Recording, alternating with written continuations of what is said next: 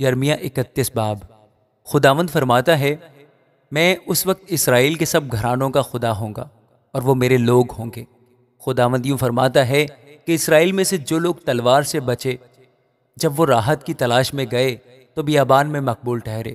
خداوند قدیم سے مجھ پر ظاہر ہوا اور کہا کہ میں نے تجھ سے ابدی محبت رکھی، اسی لیے میں نے اپنی شفقت تجھ پر بڑھائی۔ اے اسرائیل کی کنواری، میں تجھے پھر آباد کروں گا اور تو آباد ہو جائے گی۔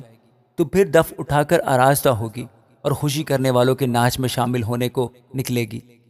تو پھر سامریا کے پہاڑوں پر داغستان لگائے گی، باغ لگانے والے لگائیں گے اور اس کا پھل کھائیں گے، کیونکہ ایک دن آئے گا کہ افرائیم کی پہاڑیوں پر نگہبان پکاریں گے کہ اٹھو، ہم سیون پر خداوند اپنے خدا کے حضور چلے۔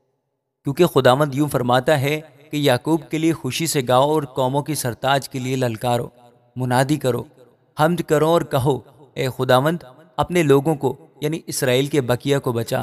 دیکھو، میں شمالی ملک سے ان کو لاؤں گا اور زمین کی سرحدوں سے ان کو جمع کروں گا، اور ان میں اندھے اور لنگڑے اور حاملہ اور زچہ سب ہوں گے۔ ان کی بڑی جماعت یہاں واپس آئے گی، وہ روتے اور مناجات کرتے ہوئے آئیں گے۔ میں ان کی رہبری کروں گا، میں ان کو پانی کی ندیوں کی طرف راہ راست پر چلاؤں گا، جس میں وہ ٹھوکر نہ کھائیں گے، کیونکہ میں اسرائیل کا باپ ہوں اور افرائیم میرا پہلوٹا ہے۔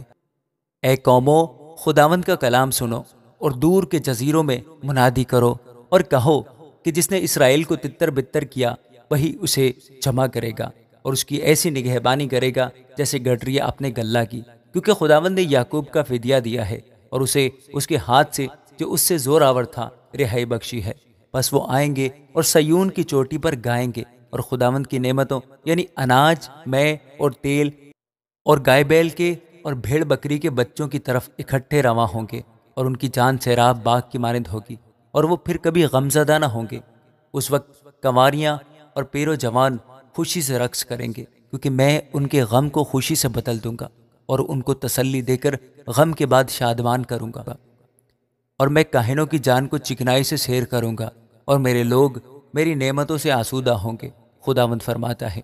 خداوند یوں فرماتا ہے کہ راما میں ایک آواز سنائی دی، نوحہ اور زار زار رونا۔ راخل اپنے بچوں کو رو رہی ہے، وہ اپنے بچوں کی بابت تسلی پذیر نہیں ہوتی، کیونکہ وہ نہیں ہے۔ خداوند یوں فرماتا ہے کہ اپنی زاری کی آواز کو روک اور اپنی آنکھوں کو آنسوؤں سے باز رکھ، کیونکہ تیری محنت کے لیے اجر ہے۔ خداوند فرماتا ہے، اور وہ دشمن کے ملک سے واپس آئیں گے، اور خداوند فرماتا ہے تیری عاقبت کی بابت امید ہے، کیونکہ تیرے بچے پھر اپنی حدود میں داخل ہوں گے۔ فی الحقیقت میں نے افرائیم کو اپنے آپ پر یوں ماتم کرتے سنا، اور میں نے اس بچھڑے کی مانند جو سدھایا نہیں گیا تنبیہ پائی۔ تو مجھے پھیر تو میں پھروں گا، کیونکہ تو ہی میرا خداوند خدا ہے۔ کیونکہ پھرنے کے بعد میں نے توبہ کی، اور تربیت پانے کے بعد میں نے اپنی ران پر ہاتھ مارا۔ میں شرمندہ بلکہ پریشان خاطر ہوا، اس لیے کہ میں نے اپنی جوانی کی ملامت اٹھائی تھی۔ کیا افرائیم میرا پیارا بیٹا ہے؟ کیا وہ پسندیدہ فرزند ہے؟ کیونکہ جب جب میں اس کے خلاف کچھ کہتا ہوں تو اسے جی جان سے یاد کرتا ہوں، اس لیے میرا دل اس کے لیے بےتاب ہے۔ میں یقیناً اس پر رحمت کروں گا۔ خداوند فرماتا ہے، اپنے لیے ستون کھڑا کر، اپنے لیے کھمبے بنا، اس شاہراہ پر دل لگا، ہاں اسی راہ سے جس سے تو گئی تھی واپس آ۔ اے اسرائیل کی کنواری، اپنے ان شہروں میں واپس آ۔ اے برگشتہ بیٹی، تو کب تک آوارہ پھرے گی؟ کیونکہ خداوند نے زمین پر ایک نئی چیز پیدا کی ہے کہ عورت مرد کی حمایت کرے گی۔ رب الافواج اسرائیل کا خدا یوں فرماتا ہے کہ جب میں ان کے اسیروں کو واپس لاؤں گا تو وہ یہودا کے ملک اور اس کے شہروں میں پھر یوں کہیں گے، اے صداقت کے مسکن، اے کوہ مقدس، خداوند تجھے برکت بخشے، اور یہودا اور اس کے سب شہر اس میں اکٹھے سکونت کریں گے۔ کسان اور وہ جو گلے لیے پھرتے ہیں، کیونکہ میں نے تھکی جان کو آسودہ اور ہر غمگین روح کو سیر کیا ہے۔ اب میں نے بیدار ہو کر نگاہ کی اور میری نیند میرے لیے میٹھی تھی۔ دیکھو، وہ دن آتے ہیں، خداوند فرماتا ہے، جب میں اسرائیل کے گھر میں اور یہودا کے گھر میں انسان کا بیج اور حیوان کا بیج پاؤں گا۔ اور خداوند فرماتا ہے، جس طرح میں نے ان کی گھات میں بیٹھ کر ان کو اکھاڑا اور ڈھایا اور گرایا اور برباد کیا اور دکھ دیا، اسی طرح میں نگہبانی کر کے ان کو پھر بناؤں گا اور لگاؤں گا۔ ان ایام میں پھر یوں نہ کہیں گے کہ باپ دادا نے کچے انگور کھائے اور اولاد کے دانت کھٹے ہو گئے۔ کیونکہ ہر ایک اپنی ہی بد کرداری کے سبب سے مرے گا۔ ہر ایک جو کچے انگور کھاتا ہے اسی کے دانت کھٹے ہوں گے۔ دیکھ وہ دن آتے ہیں، خداوند فرماتا ہے، جب میں اسرائیل کے گھرانے اور یہودا کے گھرانے کے ساتھ نیا عہد باندھوں گا، اس عہد کے مطابق نہیں جو میں نے ان کے باپ دادا سے کیا جب میں نے ان کی دستگیری کی تاکہ ان کو ملک مصر سے نکال لاؤں، اور انہوں نے میرے اس عہد کو توڑا اگرچہ میں ان کا مالک تھا۔ خداوند فرماتا ہے بلکہ یہ وہ عہد ہے جو میں ان دنوں کے بعد اسرائیل کے گھرانے سے باندھوں گا۔ خداوند فرماتا ہے میں اپنی شریعت ان کے باطن میں رکھوں گا اور ان کے دل پر اسے لکھوں گا، اور میں ان کا خدا ہوں گا اور وہ میرے لوگ ہوں گے۔ اور وہ پھر اپنے اپنے پڑوسی اور اپنے اپنے بھائی کو یہ کہہ کر تعلیم نہیں دیں گے کہ خداوند کو پہچانو، کیونکہ چھوٹے سے بڑے تک وہ سب مجھے جانیں گے۔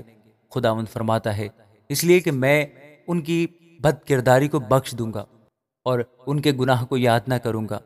خداوند جس نے دن کی روشنی کے لیے سورج کو مقرر کیا اور جس نے رات کی روشنی کے لیے چاند اور ستاروں کا نظام قائم کیا، جو سمندر کو موجزن کرتا ہے جس سے اس کی لہریں شور کرتی ہیں، یوں فرماتا ہے اس کا نام رب الافواج ہے۔